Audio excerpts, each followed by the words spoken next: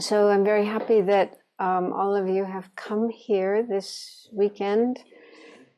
I know you have very busy lives and many activities, so it's maybe difficult to take off a weekend to come and listen to the Dharma and do some meditation.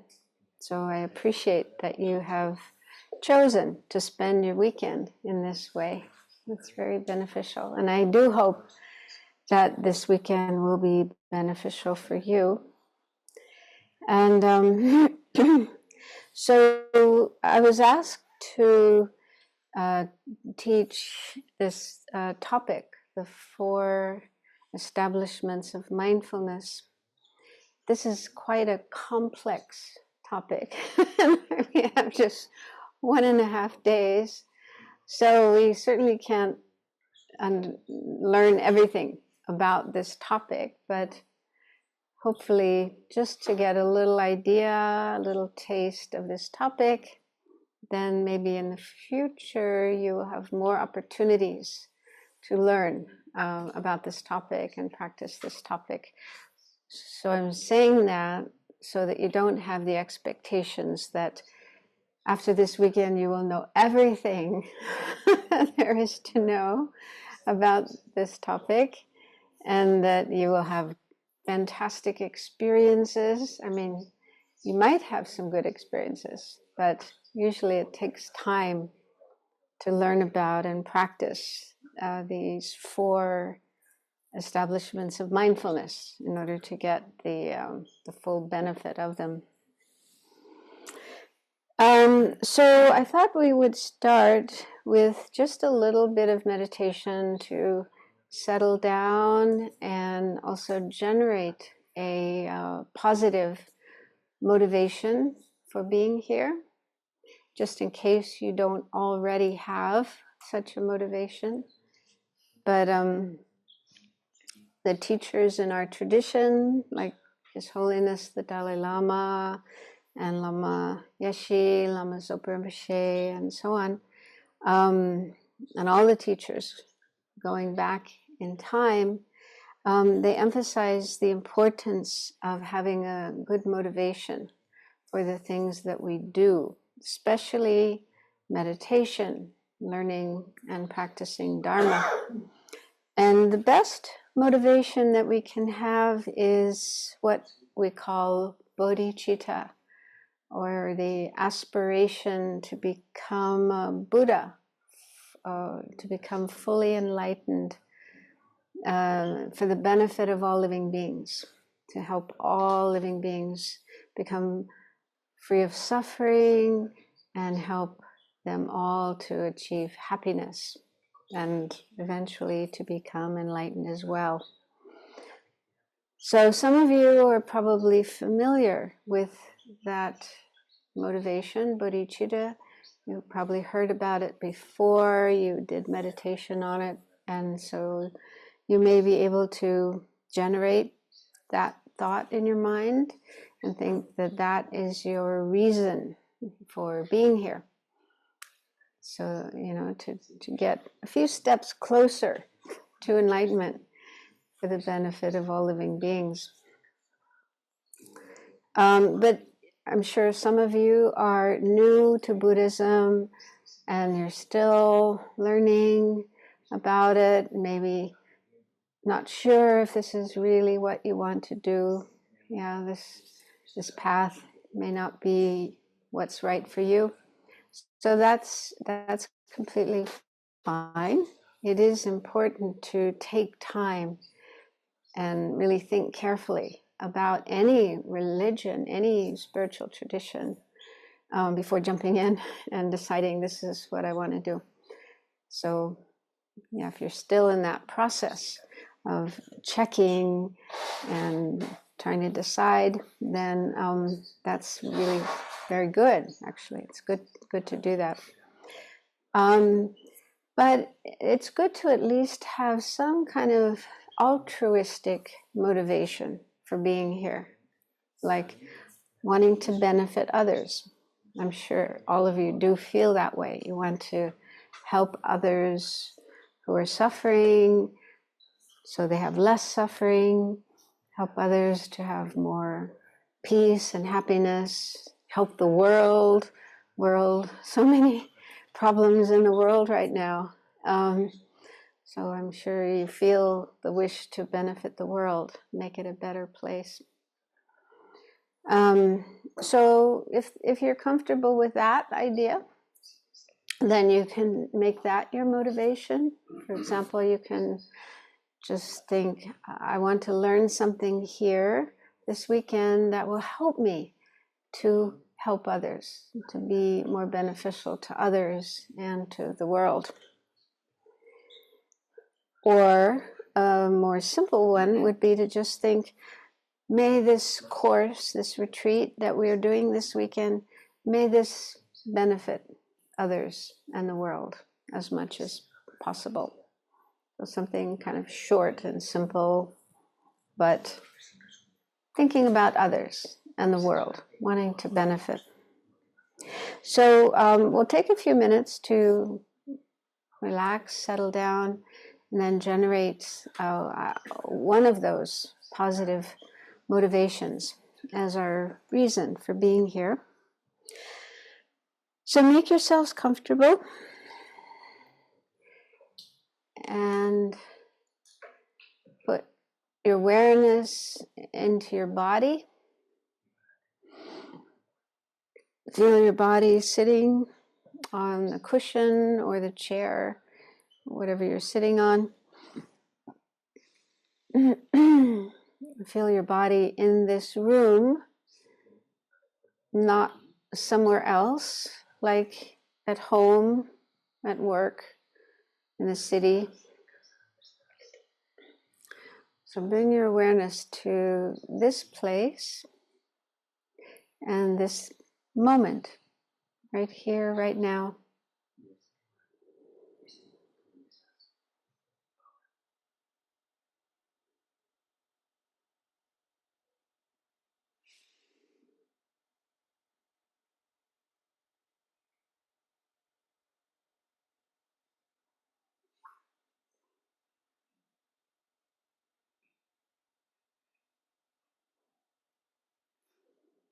Just let your breathing be natural. Let your breath flow in and out in a natural way.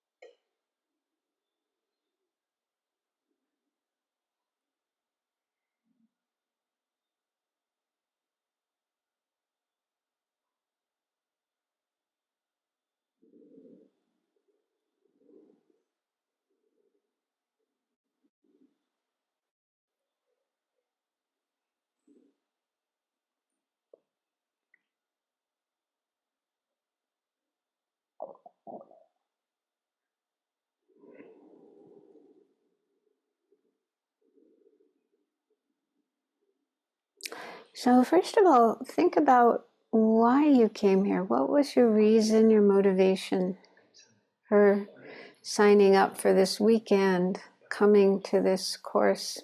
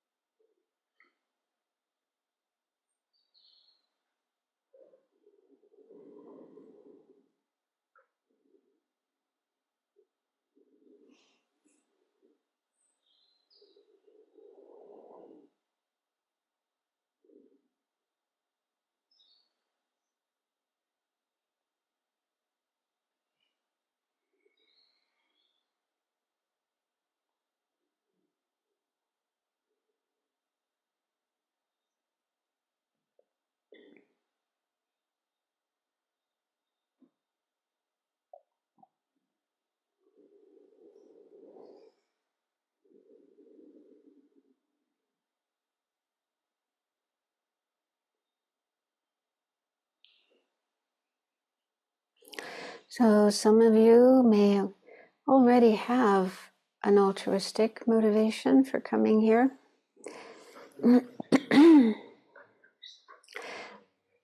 But some may not have such motivation, but we can still generate such a motivation. We can bring into our mind, into our heart, positive feelings towards other people, other beings, the world. And if you find it difficult to do that, it can be helpful to understand how much we are interdependent with others. So without others, we wouldn't have food to eat, we wouldn't have a house to live in, we wouldn't have clothing. So we wouldn't have any of the things that we need and enjoy in our life, because it's other people who produce those things and make those things available to us.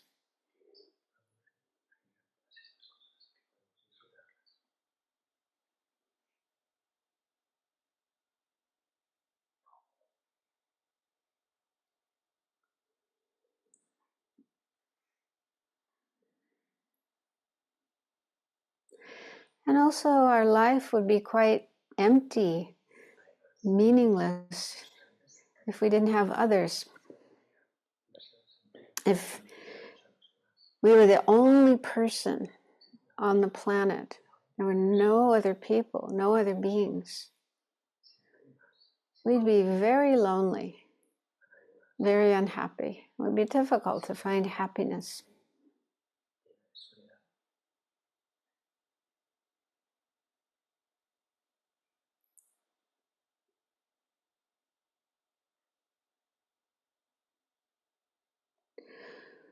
So the reality is that we receive a lot of help from others, a lot of happiness, a lot of benefit.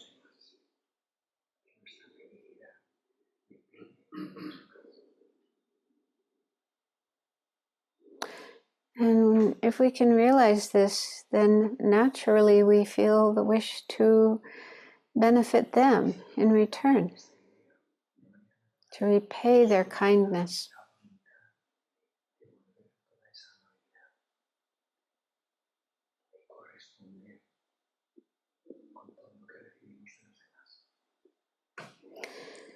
And we may feel that's difficult to do. We may have obstacles to having compassion and love and helping others.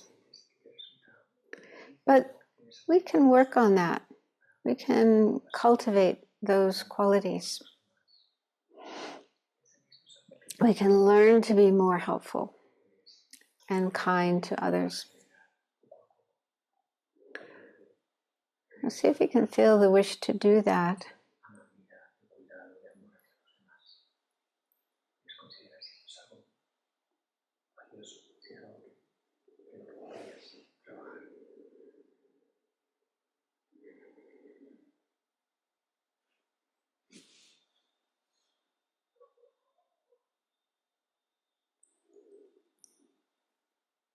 So if that makes sense, then you can think that your reason for being here this weekend is to learn ways in which you can develop your good qualities in order to be of more benefit to others and to the world.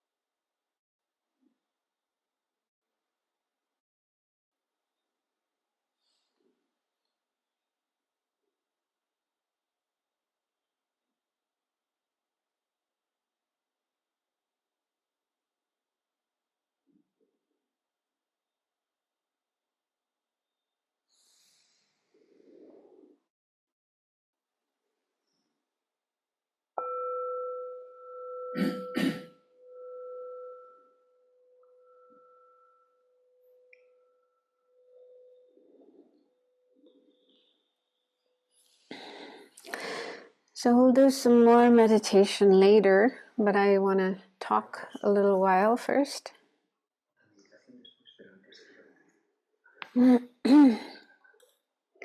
Okay, so during this retreat, week, what do you call it? Course, retreat, whatever. Part of the time I will be talking and sharing what I've learned from my Buddhist teachers.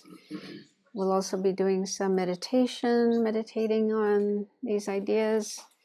And there will be time for you to ask questions as well. I will do my best to answer your questions. Okay, so again, the topic of this course is the four establishments of mindfulness. And there's different ways that's translated in English, probably also in Spanish.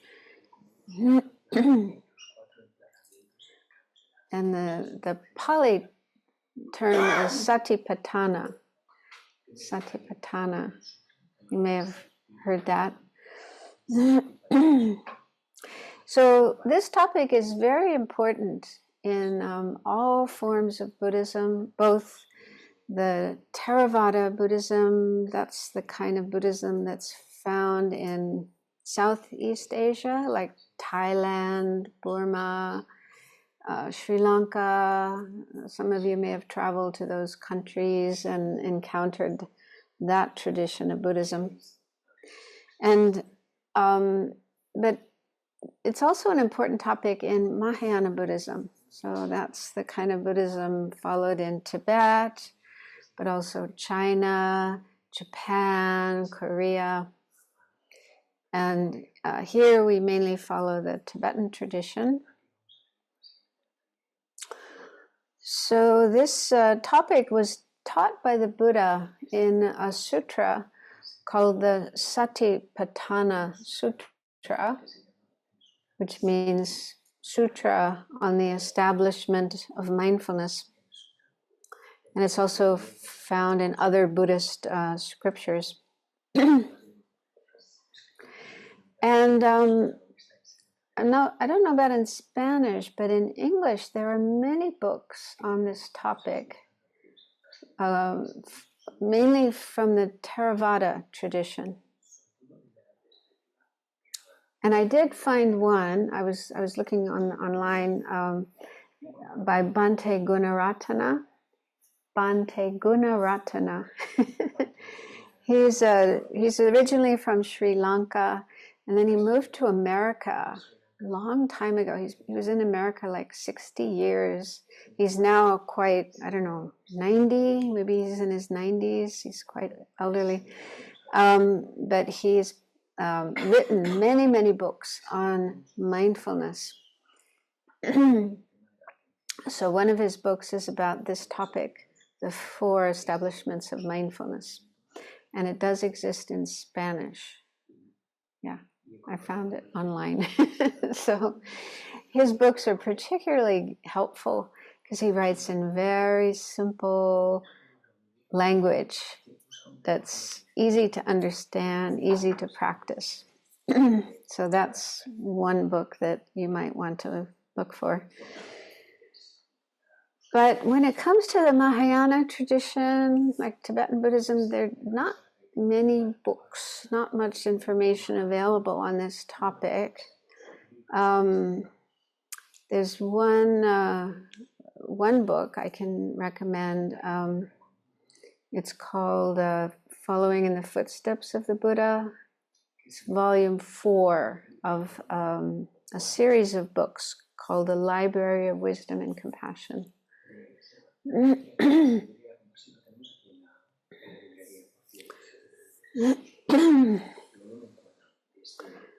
So in that book, there's an explanation of what are called the 37 harmonies with enlightenment. You may have heard of those. For example, if you've ever done the Nyungne practice, if you've taken the 8 Mahayana precepts, In the prayers for that practice, it mentions 37 harmonies with enlightenment. And the 37 harmonies, the first 4 of these 37 harmonies are these 4 establishments of mindfulness. In case you're interested. I don't know. But these 37 harmonies with enlightenment, these are practices a bodhisattva needs to do to follow the path and eventually become Buddha.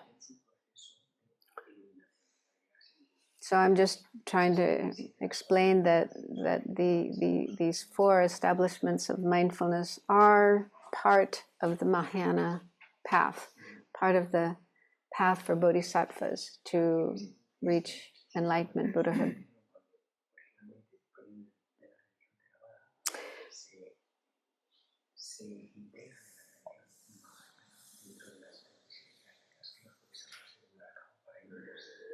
And so before going into this topic of the 4 establishments of mindfulness, I thought it might be helpful to review some basic Buddhist ideas that need to be understood in order to understand these 4 establishments of mindfulness. So I thought to go through the 4 Noble Truths, and I have some slides. I made some slides with the information. So if you're unfamiliar with some of this information,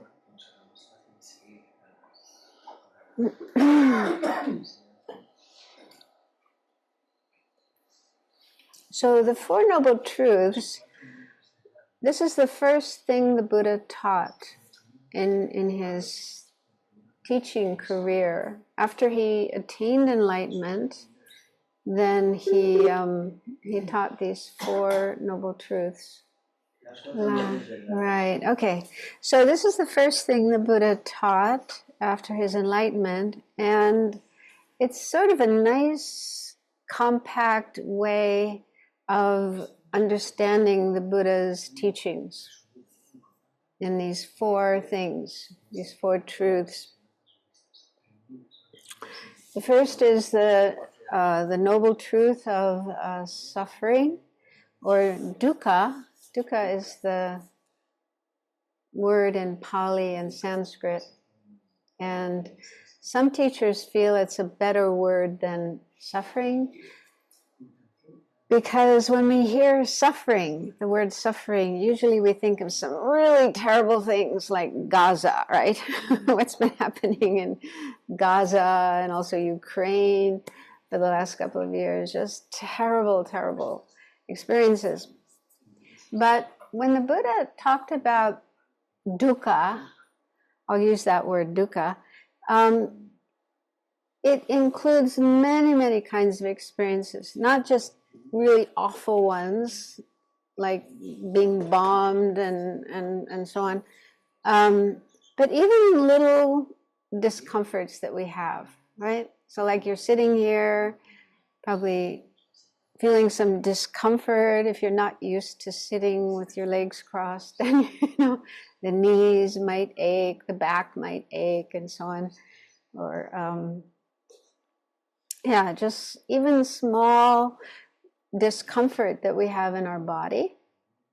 And also in our mind, there's many different kinds of suffering or dukkha, even small experiences like being irritated.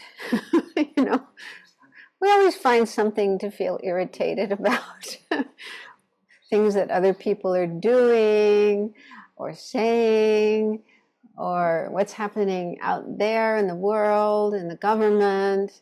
Yeah, we read the news and we feel, we're not happy about many of the things we read in the news. So even those kinds of experiences that are relatively small are still included in dukkha. So dukkha includes a whole range of different experiences, from very small discomfort in our body and our mind up to the really horrible suffering that, we hear about in the news, like in war, or someone who's suffering from cancer, having a lot of pain, afraid of death, might die from this disease and so on. So those are like extreme forms of suffering. So this quote is from the Buddha's first teaching, where he explains different kinds of suffering, different examples of suffering. And so it includes, well, I don't have it here. Let me see. I don't have the English. Birth, right? Is that the first one? First one is birth. Now, some people probably may feel shocked that birth is considered a type of suffering, because usually, when someone gets pregnant, there is a lot of happiness, a lot of joy. Oh, how wonderful, you're going to have a baby. And then when the baby is born, people feel, oh, how wonderful. So it's a cause of rejoicing for many people. But there is suffering involved in birth. Of course, the mother goes through suffering while the baby's coming out. But the Buddha said that the baby also suffers. We may not realize that the baby can't talk, so can't explain what's going on. But often babies cry, as soon as they come out, they start crying. And so this is like the picture here. This is a small baby. You've probably all seen babies crying and heard babies crying. So that shows they're not happy, right? This baby isn't happy. It's suffering. Maybe it's hungry, or it feels some discomfort, some pain somewhere in their body. Maybe they were asleep and they had a bad dream and they wake up crying. So this shows that, even from the beginning of our life, there's suffering. So birth is suffering, and then next one is aging. So many of us are going through that now. When we're young, our bodies are healthy and strong and agile. We can do many things with our body. We feel good. But then as we get older, we have less energy, and our hair starts turning gray. We don't like that. We start getting wrinkles. We don't like that.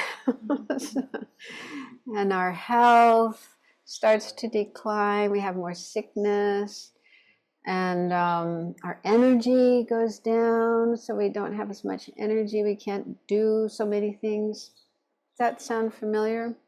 Yeah. So some people are nodding. Some people are still young. Maybe you haven't started experiencing this yet, but eventually it's going to happen. All right? So I think people generally don't like aging. Right? We would love, if we had the choice, we would stay young forever. But nobody's able to do that. And then sickness. So we've all experienced sickness, and that's not fun, right? We don't like being sick. We feel terrible. We don't have energy, can't get out of bed, can't do the things we want to do. And maybe we have to take medicine, which is really unpleasant, or we have to go to the hospital, have surgery. That's also unpleasant. So sickness, that's another thing in life that isn't pleasant, but is dukkha. And then there's death. So that's something that people don't even want to talk about. We don't even want to think about, right? It's like a taboo subject. Okay, let's not talk about that. As if that will somehow prevent it from happening. But does that work? Right? So, no. It's going to happen whether we like it or not, whether we talk about it or not. So that's something we all have to go through, and that is suffering, dukkha. And then he mentions other examples of suffering. I'm reading the English. Grief. Sorrow, lamentation, pain, grief, despair are suffering. So those are just other kinds of experiences we have. Grief, particularly very painful, like when we lose a loved one, we lose a family member or a friend or a teacher, someone really important to us. We want them to be there forever, never disappear, but it happens that they die. And then we feel this incredible grief, sadness that can sometimes for years, yeah, sometimes even your whole life, the rest of your life is loss of that person. So these are other examples of dukkha, suffering. And then association with the disagreeable. So what that means is, we sometimes have to associate with people we don't like. Sometimes they're even in our family.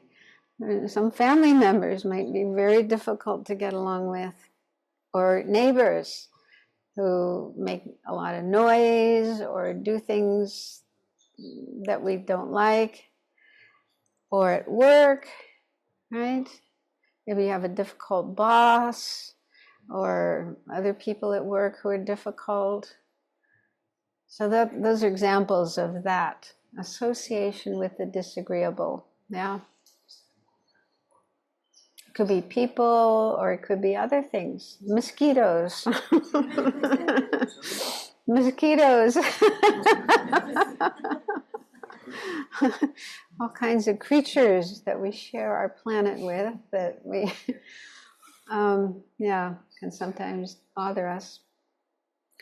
So, as we go through life, we often encounter these different people and living beings and other experiences, like traffic jams, right? Getting in a traffic jam.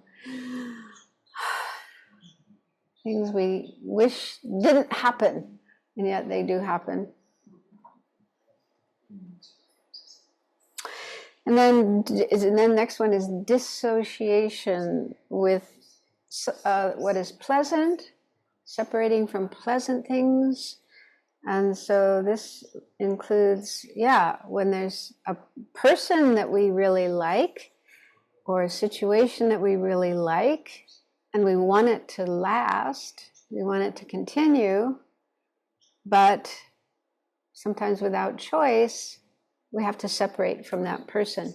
So for example, if you're a parent and you have children and you want your children to be close as much as possible, but when they grow up, they want to go away to college, university, traveling, getting a job somewhere else. And that's really painful, right? Really painful for the parents, right? So that's one example of separating from what is pleasant. Maybe you have a really nice place where you live and you want to stay there, but circumstances might change. Maybe your financial circumstances, or maybe you're renting this place from somebody else and they say, get out. You have to move. We want to do something else with it. So that's another example of separating from the agreeable. Okay, so lots of examples of that. And the last one is not getting what we want. Yeah, so we often, as we go through life, we have wishes, desires for things. Yeah, like wanting to be close to a certain person that we're attracted to, wanting to get a certain job, wanting to get a certain degree in the university, wanting to buy a certain type of car or clothes or shoes, but we are not able to get what we want. That person we're attracted to, maybe they don't like us. They don't want to be close to us. Or that job that we want is given to somebody else. Or that car that we want is too expensive for us, right? So there's often experiences of disappointment where we can't get something that we wish for, that we want. So do these sound familiar? Have you had some of these experiences in your life? No, never.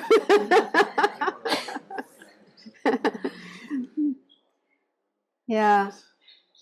So people sometimes criticize Buddhism, and they say, oh, it's so pessimistic, and all this talk about suffering. But it's not, it's realistic. But it's just talking about reality. Everyone has suffering.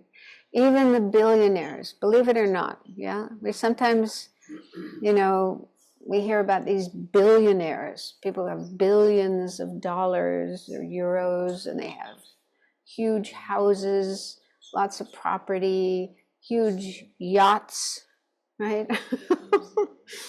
Like, I don't know who's the richest person in the world right now. For a while it was, Elon Musk, he's the richest guy. For a while it was Jeff Bezos, who started Amazon.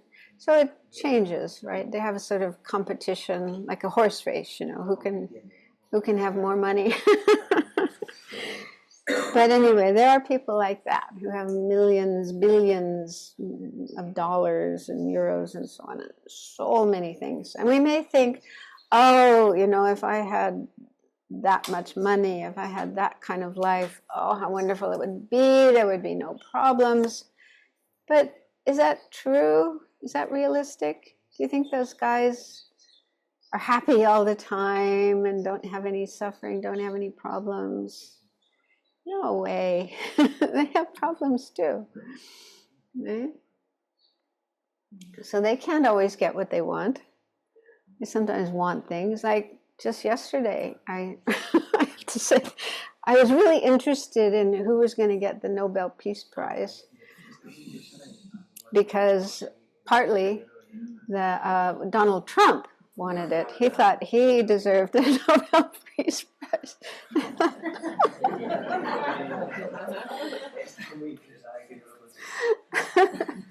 So I was kind of interested, are they going to give it to him or not? So they gave it to a woman in Venezuela who's been fighting for democracy and, trying to, make things better in that country. And so I think probably Trump wasn't very happy about that. Yeah. So yeah, even if you have millions, billions, you can't always get what you want. And also they have bodies like us, yeah? This kind of body that gets sick, that gets old, and eventually will die, right? Nobody can live forever. We have tombs of the pharaohs and the emperors of China who had so much money, so much wealth, so much power, but they died. And all we have left is this sort of tomb. So, they're all going to die. They're all going to leave behind their money, their wealth, their power, their fame. All of that has to be left behind when they die. And that must be a lot of suffering, yeah? To realize when you get to the end of your life, and you have to leave all of that behind, yeah?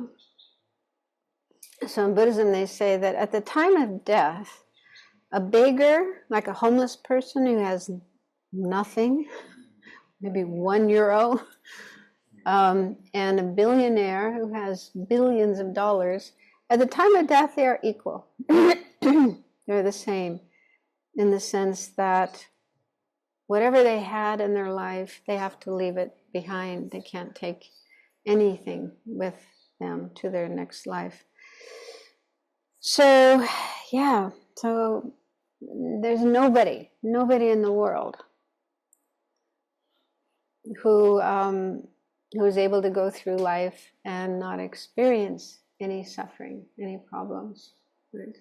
So, in some ways, that can be comforting, because if you have suffering, and you might think you're the only person in the world who has suffering, and that's like an additional suffering to think, oh, everybody else is happy, everybody else is doing well, nobody else has problems, that makes more suffering, yeah? Then you feel alone and isolated.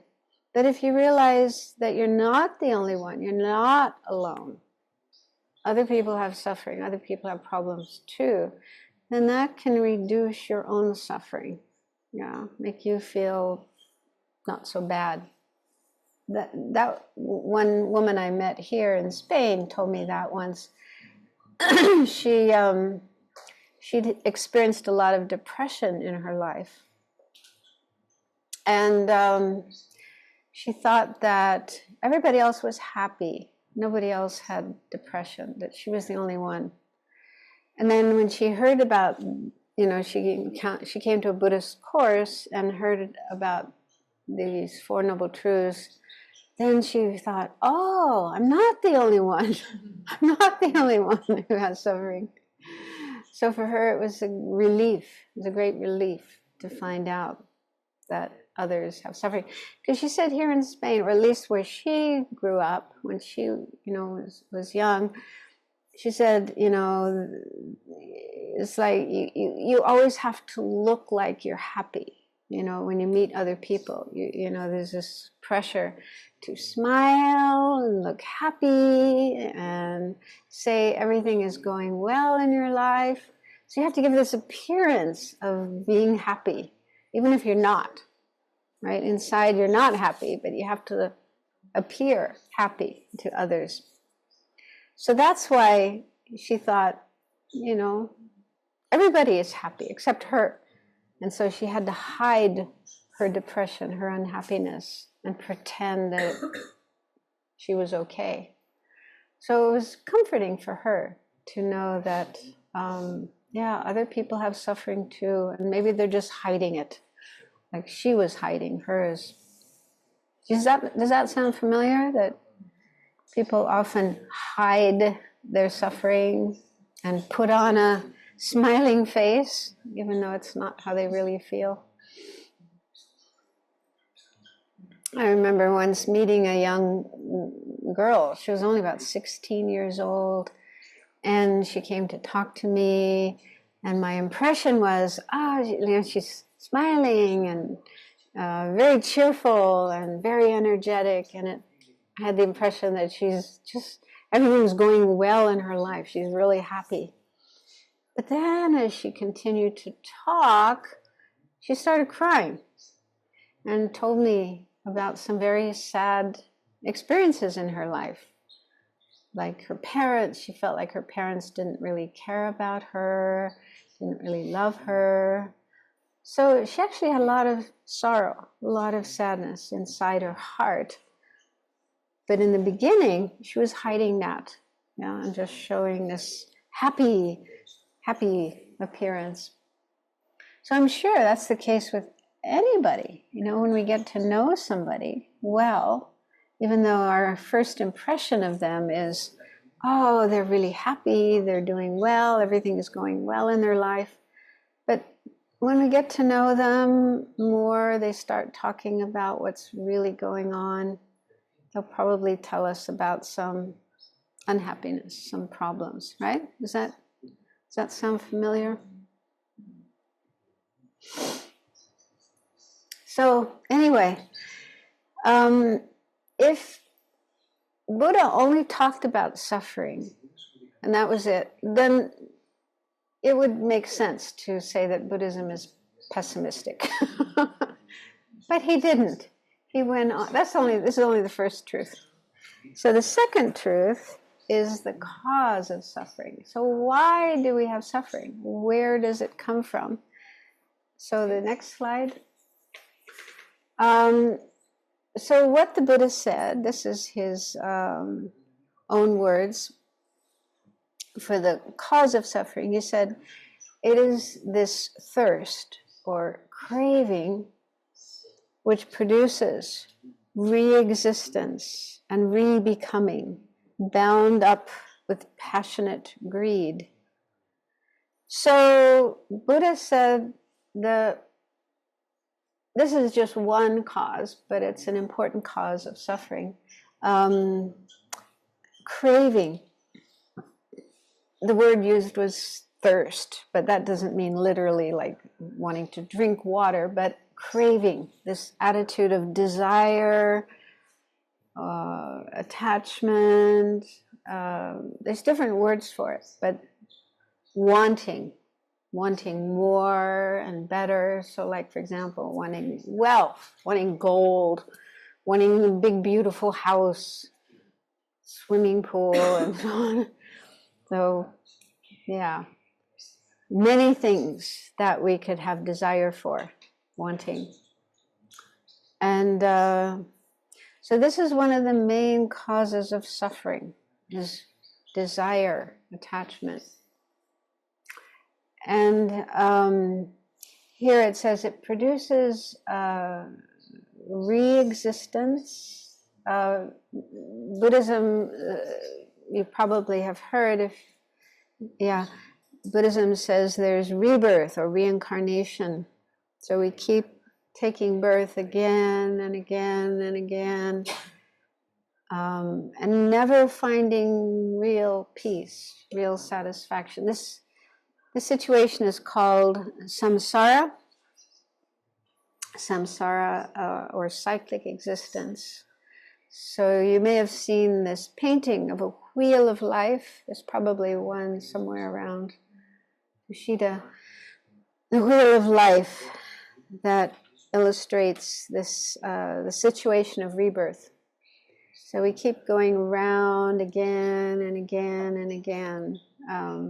We live one life, we die, and then we're again born. We live another life, we die, and we're again reborn.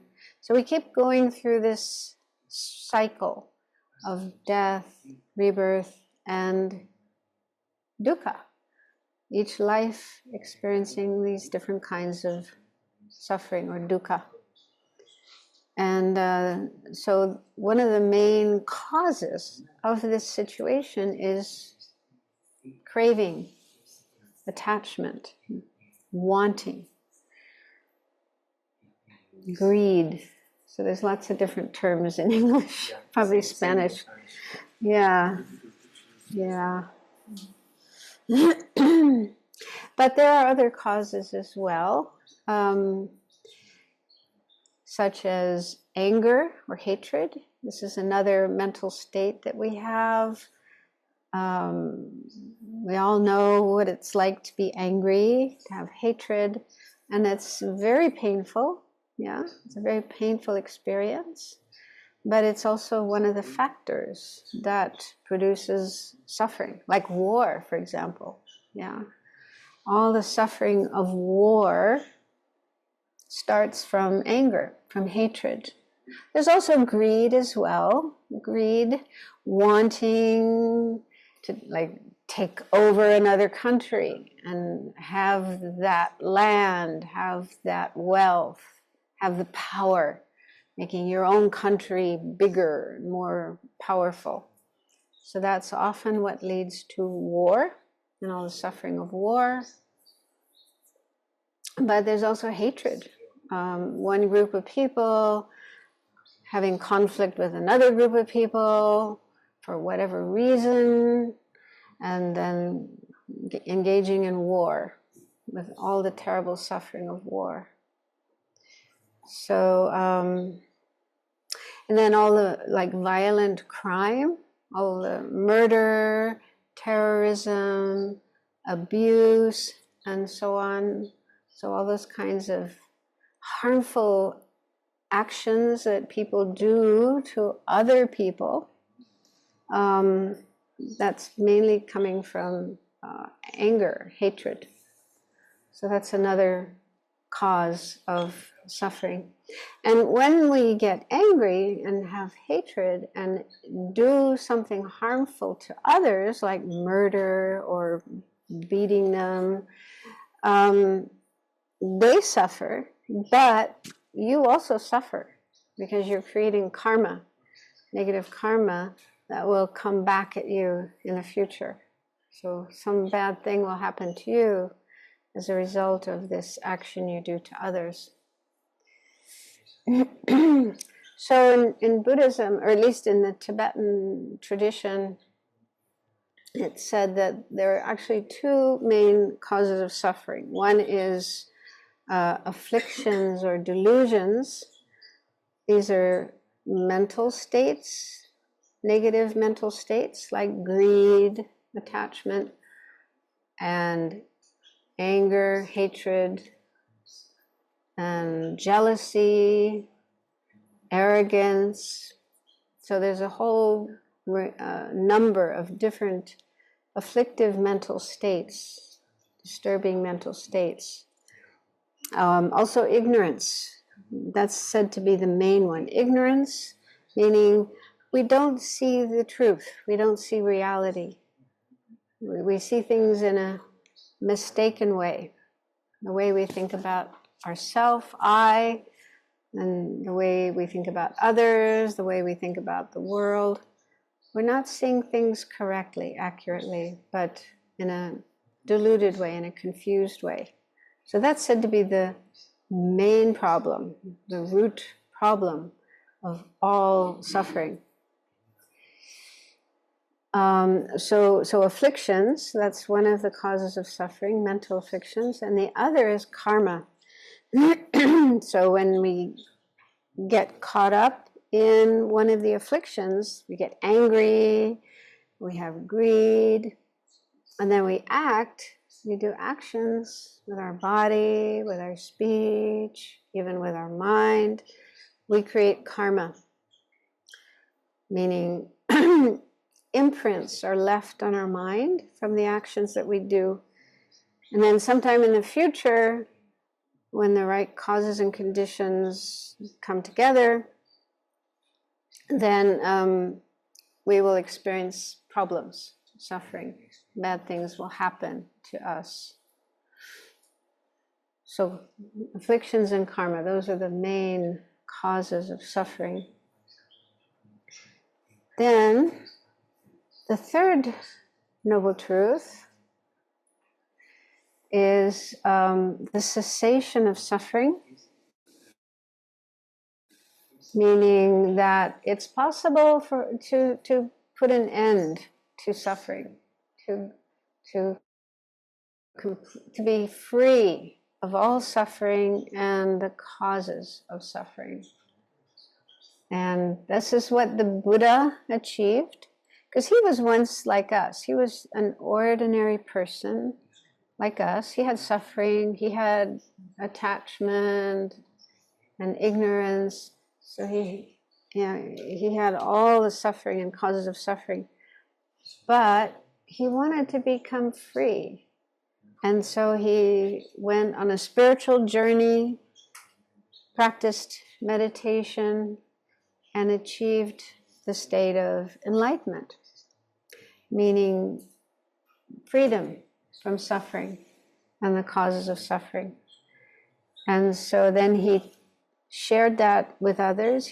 He talked about how it is possible to be free of suffering. And the way to be free of suffering is to be free of the causes of suffering, to give up craving and all the other afflictions. So then the fourth truth is the path, the noble truth of the path. And so there's different ways of explaining the path. The path meaning this is the way to get to the end of suffering, freedom from suffering and its causes. So how to do that? We can't do it just like that in one instant, but step by step, if we do the right things, we can eventually reach the end of suffering. Now, the path isn't something we move on physically, like a path through the forest, and then we reach this place of enlightenment. So it's not like that. It's a mental path. And making changes in our mind. And there's different ways of explaining the path. Here on the slide is the Buddha's words in his first teaching, where he explained the Eightfold Path. This is mainly in the Theravada tradition. They mainly talk about the path in terms of these eight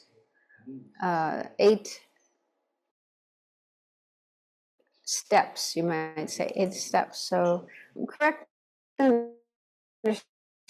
understanding, being able to understand things correctly, then right thought, being able to change our thoughts so that they are negative, and then right speech. So with our words, with our speech, we say things that are beneficial and truthful and not harmful and untrue. So correct speech. And then right action. So that means what we do with our body, the things we do with our body. We try to avoid harmful actions like killing, stealing, and sexual misconduct. So we try to avoid doing harm with our body and instead do benefit, like helping others, taking care of others as much as we can. And then right livelihood. That has to do with your job, how you make a living. So, sorry, something missing? The correct action is missing here.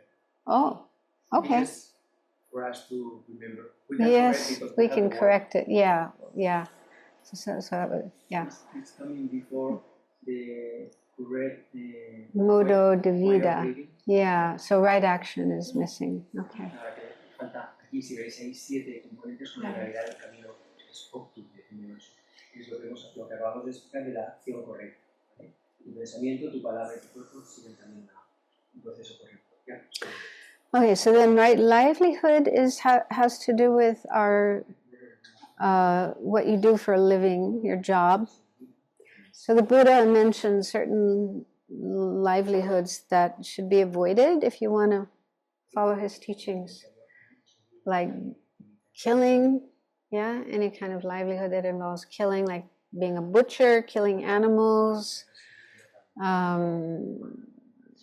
killing people, of course, being a gangster, and then stealing, any kind of livelihood that involves stealing or lying,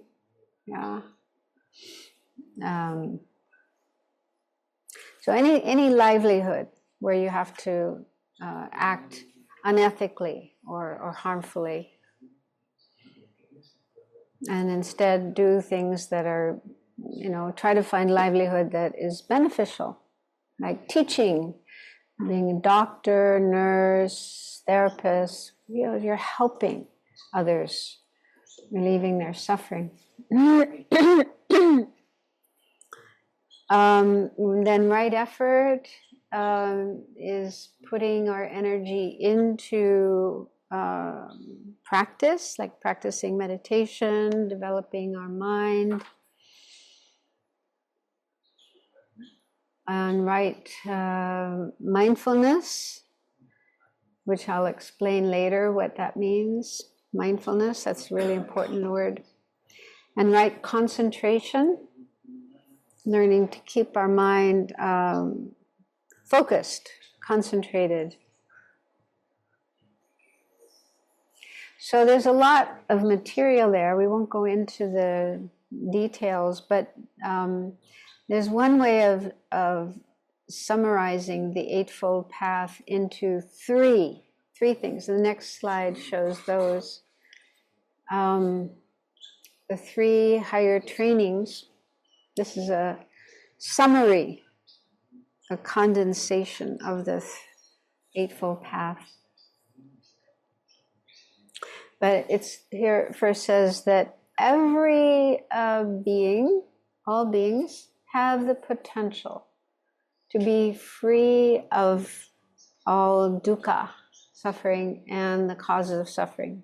So it isn't that only certain people can do it, but others can't.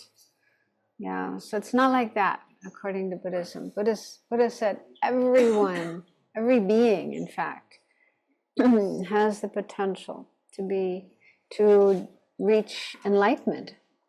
We call that Buddha nature. Every being has Buddha nature. Every being can reach enlightenment. And then there are these three practices for accomplishing that, called the three higher trainings. The first one is ethics. So in Buddhism, ethics mainly means not harming others. So living our life in a way that we don't cause harm or suffering to others. Like we don't kill, we don't steal, we don't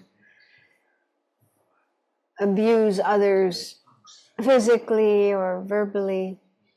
So living ethically. And concentration,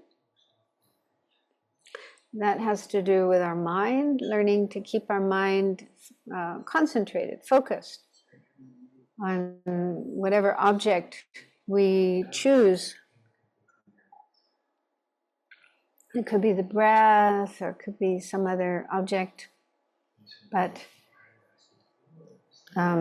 keeping our mind under control so that it isn't wandering everywhere, here and there, following every thought that comes up, every sound that we hear. No, this is not easy, difficult, but with training, with practice and training, we can learn to concentrate better. And the third is wisdom. So wisdom is the opposite of ignorance. Wisdom means understanding things as they are correctly. Not easy to develop, but possible. We all have a certain amount of wisdom, yeah? We all have the ability to differentiate something that's true and something that's not true, something that's correct, something that's incorrect. So we all have a kind of basic wisdom, but we can develop it more and understand things more and more correctly, and eventually be free of all ignorance. So So this is just sort of a overview of some of the main points in Buddha's teachings. Probably all of you have learned at least some of these things before, so it's not new to you. But one thing that's really important in the Buddhist path, to follow the Buddhist path, is mindfulness. So look at that in the next slide.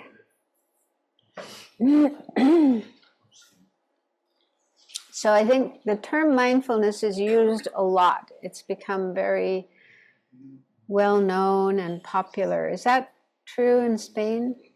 Yeah, I know in America there's even magazines about mindfulness. There are apps, mindfulness apps you can get on your phone. It's very, very well known. A lot of people are practicing mindfulness for different reasons, to be healthier, to have less stress, and so on. But the term comes from Buddhism. Yeah, it originates in Buddhism. And I think not everybody understands the meaning of mindfulness in the original teachings of Buddhism. But it's also kind of complicated, because even in Buddhism, mindfulness can have different meanings.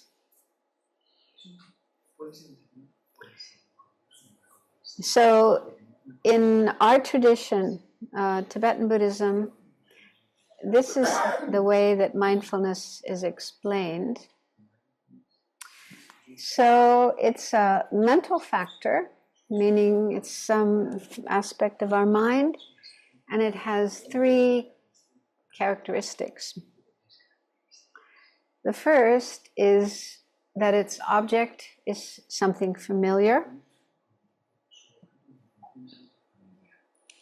So when we have mindfulness, there's always some object that is what we're paying attention to.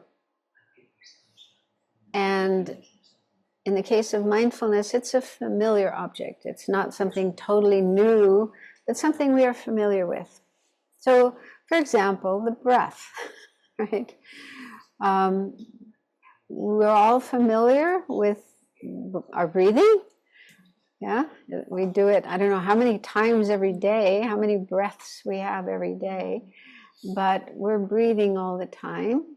Yeah, since the beginning of our life, since we first came out of our mother's womb, we started breathing. And so every day we breathe a lot. So it's a familiar object. And so there's a practice, a meditation, where you meditate on the breathing. And so the breath is the object that you are being mindful of. Yeah? So it's a familiar object. Then the second characteristic is that the mind doesn't forget the object. So the word for mindfulness in languages like Pali and Sanskrit, Tibetan, and so on, the term for mindfulness literally means remembering or memory. It's the same word like remembering. I remember something. So that's the real meaning of mindfulness, is remembering an object, not forgetting that object. So, for example, you've probably all had the experience of doing meditation on the breath, and we'll do some more in this course. But when we're meditating on the breath, we're supposed to stay with the breath. We're supposed to keep our attention on our breath and not go elsewhere. But is that easy to do? Even though, so our mind will stay for a few moments on the breath and then it will go off thinking about other things, food or football or movies or, you know, people, relationships, all many different things that we think about. And when our mind wanders away, that means we've lost mindfulness. We have lost our mindfulness. Only temporarily, not like forever. But mindfulness, the role of mindfulness, the function of mindfulness is to remember the object. Remember our object of meditation and not forget it. So when our mind is on the breath, we're paying attention to the breath, watching the breath, coming in, going out, coming in. So that means at that time, mindfulness is present. Mindfulness is there, active, functioning. But when our mind forgets the breath and is thinking about something else, then we've lost it. Mindfulness has been lost. But it can be renewed. We can get it back again. But anyway, that's the function of mindfulness. So the last point, the last characteristic is that the function of mindfulness is to prevent distraction. So that's the job. The job of mindfulness is to not let our mind forget the breath, or whatever our object is, and wander away. So mindfulness is what keeps the mind tied to the object.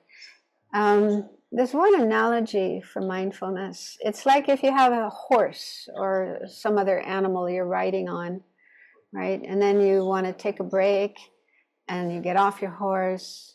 You usually tie the horse up. Like, you know, the cowboy movies. The cowboys come into town on their horses and then they go to the bar, the saloon. And they have a place outside where they tie up their horses.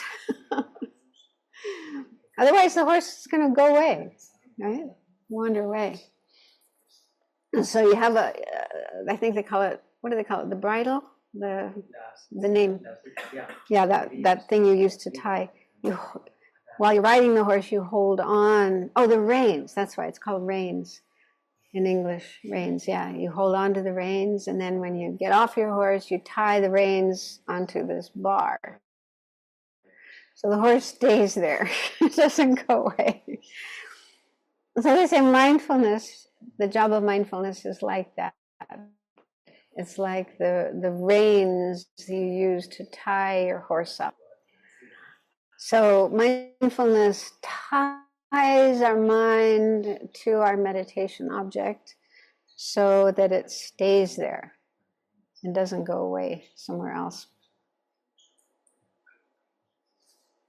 So this is one way of explaining mindfulness. It's that factor of the mind that enables us to remember a familiar object, like when we're meditating and keeping our mind focused on that object.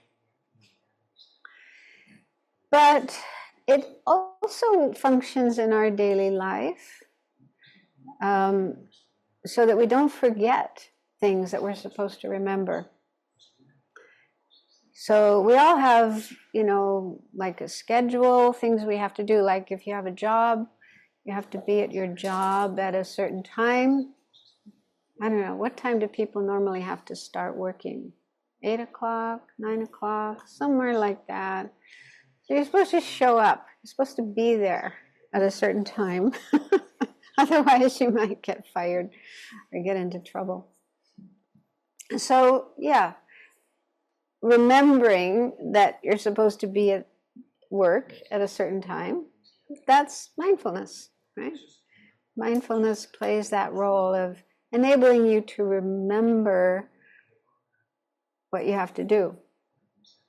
Or if you have kids, your kids go to school, so you have to remember to get your kids to school at the right time, pick them up at the end of the day when school is finished, right?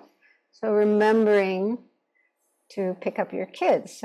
Otherwise, they're going to be standing there, you know, where's mom? Where's dad? Right? So in our daily life, there's a lot of things we need to remember. And mindfulness plays that role of enabling us to remember the things we're supposed to do so that we do them. So that's just an introduction to mindfulness, and we will look at it more as we go along, because this is the main topic of the course, is these 4 establishments of mindfulness. So we're actually, yeah, I think it's good to stop at this point and have a break. And then when we come back, we have a half an hour break. And we come back at 11:30, right? 11:30. So at the beginning of the next session, we can do some meditation and just try to notice when mindfulness is there, functioning, and when we lose it and our mind wanders away. So that way we can get some familiarity with mindfulness. Okay, there's just, according to my watch, I don't know if my watch is a little slow or this clock is right. What does my computer say?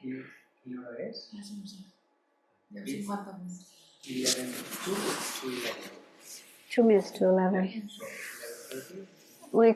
So we'll start again at 11:30.